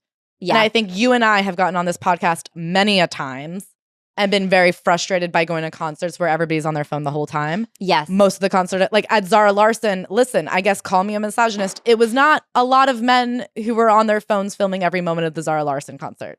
Yeah. That's because I go to predominantly female spaces. So my beef is going to be with predominantly women. When I was at the Eras tour, it was not little boys next to me who wouldn't stop filming Taylor that I thought was rude. I mean, we've been to concerts where there are young girls in front of us filming literally the entire show, and it sucks. And like, I do think even, and in talking about places with men in it, I know you're not allowed to say it. It's not the woke thing to say. It is annoying to go to a baseball game and have the person in front of you spend the entire time trying to get photos. Yes. And you're not allowed to say it because it's against women. Why can't she try to get there's a difference between trying to get a cute photo and being in a public place where everybody is enjoying a communal experience and watching someone specifically not live in that moment in the same way that it's annoying to watch somebody next to you texting on their phone. Mhm. There are these like in-person moments that we live in together. And it's become this like thing of like, well, you can't yell at a girl for being on her phone. She's just an entrepreneur. Is she? I don't know, man. We can't say that it's annoying. Yeah. And I guess my point is I like see why someone would feel frustrated by the sign, even though I think the sign has like valid origins. And I also think it's like tongue in cheek. It is kind of like your grandma trying to use your lingo to say, okay, no elbows on the table. Like this is just an old person trying to talk to young people in a way to be like, hey, buddies, act right. Yeah. And I don't think it's that egregious because I think we all know what that means. Go in and act normal. Act normal. Act like your grandma would act. That being said, I think that it does then, and again, it is like an in-person sign for an in-person space where the point was to be more tongue-in-cheek. It does like spark online opportunity for people who are disparaging of influencers to kind of go off the handle, but it also created an opportunity for people who are influencers in a way that is like kind of without influence really to feel particularly targeted and also go off the handle. Yeah. I mean, and I think that's why I brought up that girl Levi that made me laugh so much because her whole thing is never leaving her house. I see a lot of her content, her and her husband. And their whole thing is that it seems like they have not a friend in the fucking world. They used to live near his mom, not anymore. Like their whole thing is it seems that they live in a Beetlejuice situation where it's like you could have two hot people do nothing but eat home cooked meals, but you have to give up the rest of the whole world forever. Levi, have you ever been to a store? You're in a Nantucket of your mind. You're stuck on an island of two. Like that's why it made me laugh so hard that she even got involved because I'm like, yeah, no one's talking about you. You are not causing maman to sell out of their latte. You know what I mean? Like we live in New York. We know what they're talking about. There is a problem where something goes viral and then it no longer becomes for the community. And I feel like I've heard you specifically talk about the dangers of a restaurant going viral and how it could ruin the restaurant. Yeah. And that's something that even I've never really understood the economics of how being more popular can make it so that you go out of business. But like I've heard you be like, no, it's a real danger. No, it is a real thing because like, do you know what I mean? I guess I'm curious about why this was the thing that crossed the line when I think there is such a universal agreement that like everything's always changing and does seem to have changed the rate of change in a way. I guess I don't even think it crossed a line. Like I see the reason why it exists and I get what it's for, but I also see why people who identify as influencers would see it and like have their feelings hurt is what I was saying. Like I don't even think that it's necessarily like wrong for the business to have that. But I also think that if you're like Meredith Hayden and you see it and you go, well, that hurt my feelings. That being said, I guess it's like cry on your Netflix show that doesn't use well, exactly. I don't know. Like Paige Paul, I guess you got the Vogue cover shoot and this guy has some fucking whale blubber. Like, well, but everything is layers. You know what I mean? Like just because you have a Netflix show that's like a non-union talk show doesn't mean you don't have feelings. And I'm not here to say if those feelings are valid. I'm just saying I see where it's all like I see the roots of everything, much like a potato buried in the dirt. I'm like, I get what we're pulling at here. That doesn't mean it's not a rotten potato when it comes up. Yeah. Yeah, I guess I think it seemed like such an easy thing to let go. Yeah. And then I feel it like spiraled because it sparked this conversation about what even are influencers for ultimately, which I understand the side of the people who are like, women, hashtag allowing themselves to be CEOs of their own business. But I also think there is this thing happening right now, which is really highlighted in this new Vulture piece with Audrey Peters. It's called You Can't Just Be Showing Matcha Pilates Aloe. Lifestyle influencers used to post cute photos and make millions. Now they have to pivot.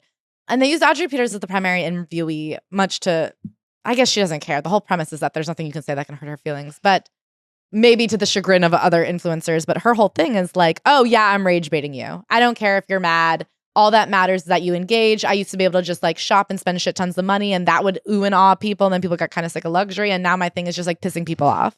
Basically, she's kind of admitting I have no core to who I am. I am a business of getting engagement. Yeah. And that engagement, I'll do whatever it takes. And if that means making people mad at me, then I'll make people mad at me. And in 2 years, when people are over that, I'll change it to whatever they like next.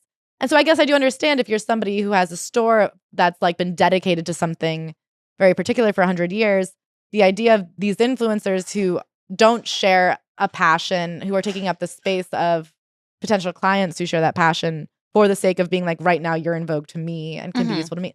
No, we can't pretend like, why would anyone get mad at an influencer when we have articles like this saying, yeah, they're doing exactly what you thought. They're pissing you off. I mean, an influencer used to be like truly a one-person entire marketing team that did upend the entire advertising industry. And here's what I'll call misogynistic is when people say being an influencer is easy or it doesn't take skill or it's not a real job. And that's where I'll say, why, when a woman does an entire department by herself, is that not impressive? Meanwhile, if I told you I was a photographer, a creative designer, if I worked in advertising, that would impress you. But like that, yes. I will still like, listen, no, it's not easy. Because influencing is so externally validated, it is hard, I think, for influencers to accept that influencing as a term has a stigma. That being said, there are influencers who do gain respect because they're saying something, because they're standing for something, because they're creating something. But if you are an influencer just to create virality, like, of course there's nothing to respect there because there's no core to it. Like, you're not doing anything, you're not saying anything, you're just clickbait. And that is not a respectable profession. Like, it's interesting that you were able to gather so much success for it, but it's not noble. I don't think that that's something that people have to like be impressed with about you. I guess I felt like I get why people are pissed about the sign. I also think that that store is like well within its rights to have whatever signs it wants to have and to accept or be excited about whatever customers it wants to welcome. I think your work can speak for itself if you're creating good and interesting and thoughtful work. And I think influencing can be interesting and thoughtful work. Meredith Hayden, I think a lot of people have used her recipes and like been able to learn cooking. I mean, I have recipes that I've gotten from TikTok, and watching it in that accessible format has made it something that I can do. That being said, I tried to make a Stanley Tucci zucchini pasta this week and it went so bad. So not all of them, but some of them. Hashtag not all recipes. But I do think that has to do with money and visibility. I think people say just, well, I'm very visible and I've made a lot of money doing this, so shouldn't you be impressed by that? And I think just not everybody is, and that's just the world we live in. Like, people don't have to be proud of you. Well, it's also so just funny. because they can see you. It's funny for influencers to be offended by this and not offended by like the Hermes quota bag situation, which they very often, the people that are specifically being implicated in this no influencer conversation are often people who are going, come with me to Hermes, where they have also figured out a system to keep out the riffraff. Yeah. And that's, oh, you want a bag? You have to spend $20,000, then you have to ask permission. Yeah. The thing about misogyny, listen, we all have it in us. I'm not saying I'm above it. I do feel, people love to be like, no one ever criticizes Elon Musk. I'm like, we do. A lot. I criticize a lot of men. I actually, first and foremost, mostly criticize men. And then, unfortunately, I do find Sam women. Altman is like a destruction of humanity influencer, and I don't like that about him. I mean, a lot of this episode has been us coming after men. I can't sit here and tell you that every once in a while watching somebody do influencing isn't annoying. It is. Anyway, we can admit it. But I think for me, it was less a misogyny thing and more like an interesting take on the tourism conversations that are being had. Like right now in Spain, there's these mass protests against tourism. They've been in Barcelona. They've been in Mallorca. Like they were happening last year. They've spread to Lisbon. They've spread across Europe. In Verona, which is a town in Lake Como, they just instilled a fine where if a woman's wearing a string bikini or if a man takes his shirt off, it's €200. And that's what they're doing to try to combat tourism because it like the locals feel it's a problem. I was talking to somebody who lived in Florence and she was saying it's a huge problem because it's not just people coming to stay. It's like people coming in for the day and they're not actually investing in the hotels. They're not paying for the restaurants. They're just like loitering and filling the streets. And I don't know, like we've all been somewhere, I'm sure, that is a tourist destination where you go, well, this is unlivable. It's so congested. It's not nice anymore. And then I think, of course, it's like a spectrum of from the one place, like, oh, I'm not going to sit here and feel bad for people who summer in Nantucket. But then you look at like Jamaica. Recently, people are like trying to help because so many hotels and private owners have come in and effectively bought the beaches, which like in the US, you can only own up to the high water mark. But Jamaican citizens are being banned and arrested for going on 2 beaches that they've gone to their whole lives because they've been like preserved and bought for tourism. There is a valid conversation to be had about what happens and specifically like the virality of online stuff and influencers. Like there are these places that have become hugely popular because of influencers, which is like, I guess, a testament to their skill and their influence. And I do think like at best, it makes the place you grew up annoying. I feel like people feel very bad for the people of Sag Harbor and like East Hampton, like people who grew up in the Hamptons who can no longer afford to live there. That was the whole premise of that Jennifer Lawrence sex comedy. Yeah, not a rom-com, a sex comedy, is that people are being forced out. I mean, it's a problem in New York City. Like, you know what I mean? Like, there is a true problem of tourism making cities for tourists and not locals. That, like, at best is, like, annoying to Nantucket summers, but at worst is, like, barring people from their homelands. Yeah. And I guess this idea that is like, oh, you're just mad at girls on their phone. It's like, I don't know. There is a larger conversation to be had about what happens when, like, places are made these, like, hot spots online and then ruined. And I think it also, that kind of goes hand in hand with the conversations about, like, what is an influencer? Like, if your whole thing is just, like, shilling things and places and not at all engaging with the community that you're talking about and recommending and, like, discussing. Well, see, I don't know. I guess the problem is it doesn't even matter because I do, like, I guess Paige Paul did in fact grow up in Nantucket, and she does have a store there. I believe she's engaging it, but it almost doesn't matter how much you're engaging with your community if 4 million people want to be just like you. Yeah. Do you know what I mean? Like, you could be the most local person in the world, but if you have some huge following, I guess look at what Chip and Joanna Gaines did. Yeah. Everybody in Waco, Texas is complaining about what they've done to Waco. You know what I mean? Yeah. Like, and they engaged in that community. They built it from the ground up. Yeah. And I don't know what the answer is because, of course, like, a lot of these places do rely on tourism in some way. Like, I don't think it's bad. I don't think the answer is no one should go anywhere but the place they were born. Right. And then the question is, okay, well, who doesn't get to go then? Because that feels like a elitist gatekeeping. But I do think, I don't know, to act like this isn't a question that lots of people are reckoning with in different ways of, like, what happens when online virality blows something up. And you know what I mean? Similar to the couple that got caught cheating. Yeah, cheating's bad, but, like, do they deserve to be on TikTok and then in the post? And then, you know what I mean? Like, there is a question of, like, what happens when, and I think it's funny because this Nantucket store is living it too, of, like, I do not think they meant to be the center of conversation of this podcast. Right. They probably thought that was a funny post to their 2,000 old lady followers. Yeah, I don't even think they posted it. I think that, no, they did. They did. They posted Yeah. it to their own Instagram account, which was, like, small. Okay.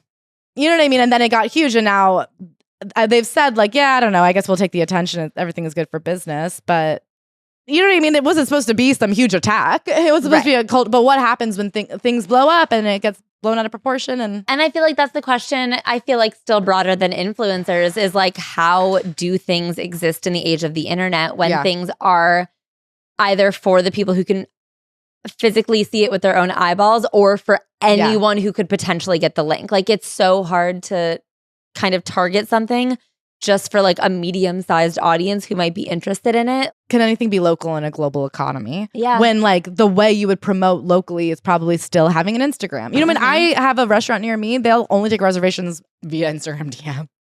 But it's like, you know what I mean? Then if they were to blow up, you'd go, well, you were promoting yourself on Instagram. That's what happened. Like, I don't know. Like, I don't know what the answer is. Yeah.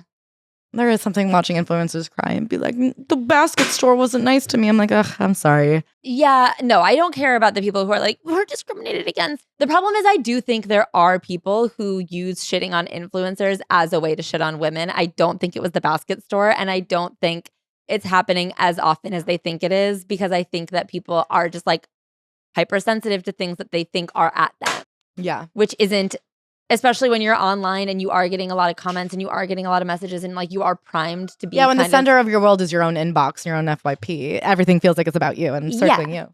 Yeah. And so I think that the idea that there is no such thing as, like, misogyny via influencer hate is not true. But I also think that that's not what this was about. And I think ultimately you're fine. No, as Taylor herself said, Paige.